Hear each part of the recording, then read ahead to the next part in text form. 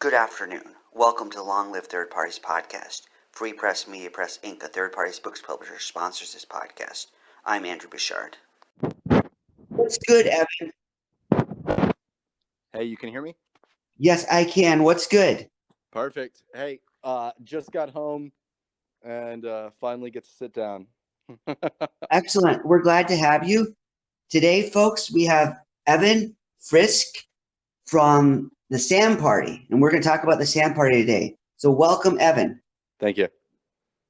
Evan, if we can get started by you telling me your background, so, introduction to yourself, and ultimately how you got involved with the Sam Party. Sure. So I grew up very Republican. Both sides of my family are still diehard Republicans. And through the Obama administration, I decided I didn't understand why the healthcare regulations that were being passed were just so awful and horrible. I knew in particular that Romney had sponsored a very similar bill out of Massachusetts already. And when I looked at the campaigns, I thought that everybody was very respectful, and I just did not understand the extremism at all. And then ultimately, I ended up leaving the Republicans with the nomination of Donald Trump.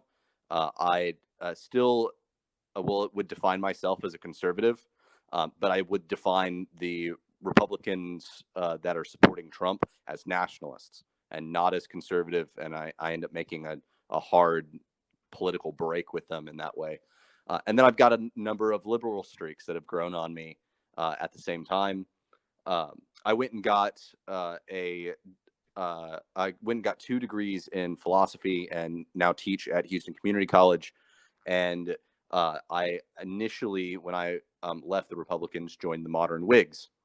The Modern Whigs are now no longer a party, although there is still the Modern Whig Institute, because the Modern Whigs joined the Alliance Party, of which I was the Texas chair for 2.5 years.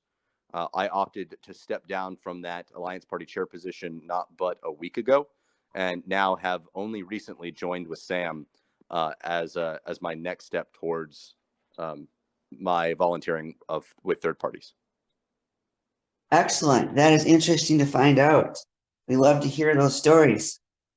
Since you're a member of SAM now, kindly tell our audience what the SAM Party stands for and what it's all about. So the SAM Party is very candidate-centric. It tries to prescribe very few ideological tenets and instead says that the candidates need to fit the constituents. When we look at what constituents want, the polls on right and left are often not the most popular spot, especially when looking at regions, and especially monolithic positions that seem to fit right and left don't always match the communities that we look at. So, for example, when we have large communities of Hispanic Catholics here in Texas, they are often both pro-immigration and pro-life and don't fit in either party very well. Sam would be very happy to have candidates from those districts run with exactly the values of those parties, of their constituents, for the benefit of their constituents. And then likewise, other districts that just don't match parties in various ways. I like to use the Hispanic Catholic group in particular, since I'm here in Texas, and there's quite a few of those that just don't fit perfectly in any party and end up feeling left out of a lot of the American system. That's good to know. Thank you for giving us an introduction to SAM. SAM, like many other third parties, face the issue of ballot access. We've talked a lot about ballot access on this podcast. We've talked about cases and trials of ballot access.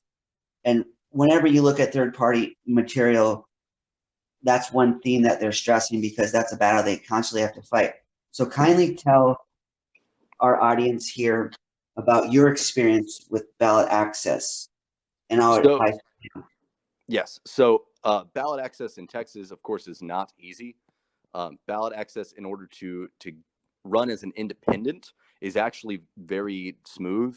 You need 500 signatures to run for even the federal House here in Texas as a maximum, and you can show up on the ballot as an independent.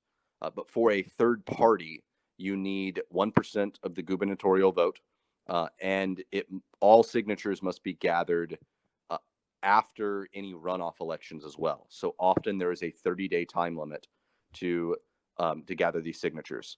Presently, it would take 84,000 signatures in Texas to gain ballot access, and these must be by people that did not participate in the party, yet are still registered to vote in the state of Texas. So it ends up being very difficult to make sure that you have 84,000 of those votes. And then in maintaining it, you need a total nation or statewide of that same amount, 1% of the gubernatorial. So maintaining it is actually a little bit easier because once you get ballot access, all you need to do is run candidates, and you can count the number of votes that your candidates get together as one solid chunk. Unfortunately, the Green Party actually lost ballot access in Texas because they could not maintain the number of votes that happened in 2018 here in Texas was just too large, and the Green Party couldn't keep up. Unfortunately, now the only third party that is on the ballot in Texas are the Libertarians. But Sam actually wants to strive for ballot access here in Texas for 2022. And luckily, I think that we actually have a good shot of doing that. It's one of the reasons why I dropped from the Alliance Party. I didn't see a good way to gain ballot access until having a much larger volunteer base with the Alliance Party and finding more donors until at least 2024. But Sam has better funding, and Sam has worked its way into gaining a number of volunteers, especially high-profile ones like Bill King, that will chair the Texas Sam Party. That sounds good. We hope that Sam will get on the ballot for the next election. Yeah, we hope. What coalition building has the Sam Party done? So the Sam Party actually joined the summit in Denver in 2018, but opted not to join the Alliance Party. The Alliance Party was a lot of this coalition building. There was a huge merger between three parties initially, and then there's a number of parties that have joined thereafter. Sam ended up not joining because what they feared was exactly what happened, is that there would be a lot of coalition that ultimately wouldn't amount to much, and it would swing either left or right, and we would stop having a middle party for middle America. So the Alliance Party has swung quite far left, and at the very least, they are no longer publishing their conservative talking points. And Sam just really wants to continue this focus on candidates being relevant to their constituents. So Sam instead is very open to recruiting candidates and endorsing the moderate Republicans and Democrats even as a way to help facilitate not merely a third party coalition, but a more moderate centrist coalition in particular, and pushing that middle ground point instead of just a kind of multi-group effort, but trying to tie people together as part of Middle America. That is good to know. That's good information to find out. What book recommendations do you have?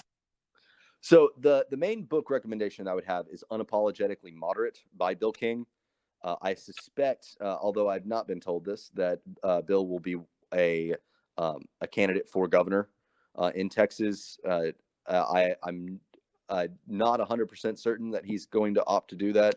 I would love if he did, but knowing his philosophy, his politics would be great before we cast a vote, especially for those who want third parties but are not willing to vote for the Libertarians. Bill is going to be a fantastic choice. That's unapologetically moderate. But then another one, and this comes from my philosophy background, is Two Conceptions of Liberty by Isiah Berlin. It was published back in the 50s or 60s. I forget exactly when. but it has a fantastic discussion on what we mean by the word free, or what we mean by liberty, and how the two traditional poles here in the United States conceive of those as a freedom to do and freedom from, and that kind of balance that we often fight for, and figuring out as our culture changes what is continually culturally relevant to be free. Both of these, I think, are fantastic for personal development, for understanding the opposition, which I think is part of maturing as a society, and becoming becoming more political as a society, and better at politics as a society. We need to understand where each other is coming from, and that is a fantastic resource to do so. Excellent. I plan to put those 2 books in the show notes so people can reference those. Wonderful. Thank you. What calls to action do you have for people out there listening? So the big one is to call your state house representative here in Texas.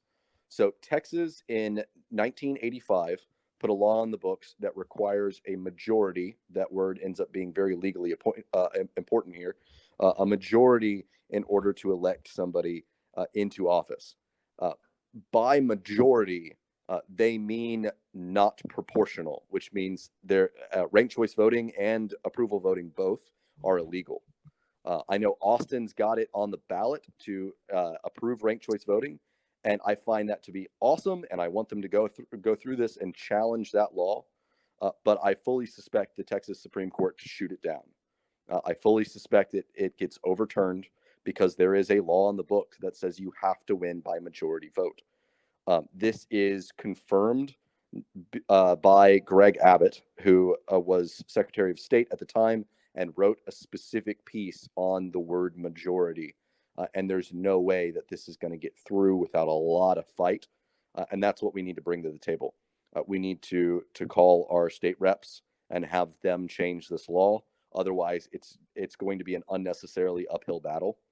And once that law is changed, ranked choice voting will make third parties and ballot access drastically easier here in Texas.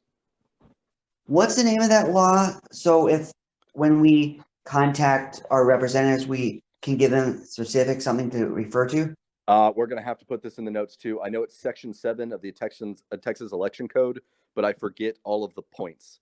It's okay. Texas, it's a 7.3 or something to that extent, but I will find it for you and we'll put it in these notes. Excellent. We can do And that. if you don't live in Texas, don't lie to the guys that are here in Texas, but still, please call our reps. We need the extra push. Exactly. That sounds like a plan. Is there anything else you'd like to tell our audience today? I've thought about this quite a bit, and I really would only want to tell the audience that as third parties emerge, that they're going to change, and that if we really want to fight the duopoly, we're going to have to do this together, even through our differing ideologies. So even though I am still self-subscribed a conservative and would lean right of center, I need to work with people that are left of center. Otherwise, I'm not getting anything accomplished, and I might as well just be one of the people voting for Trump, which is exactly what I don't want to do. Likewise, I really would exhort the people on the left to work with people on the right. We're not going to agree, and that is okay. Our goal is to create that kind of diversity in politics with our ideologies that presently don't exist, and it's why we're not represented. Sounds like a plan. We like that information.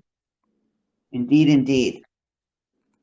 We thank you for coming on the podcast today, Evan. We wish you and the Sam Party all the best in your endeavors, and we hope to see you flourishing today Thanks and so much. in the future. Have a blessed day. Likewise. Bye now.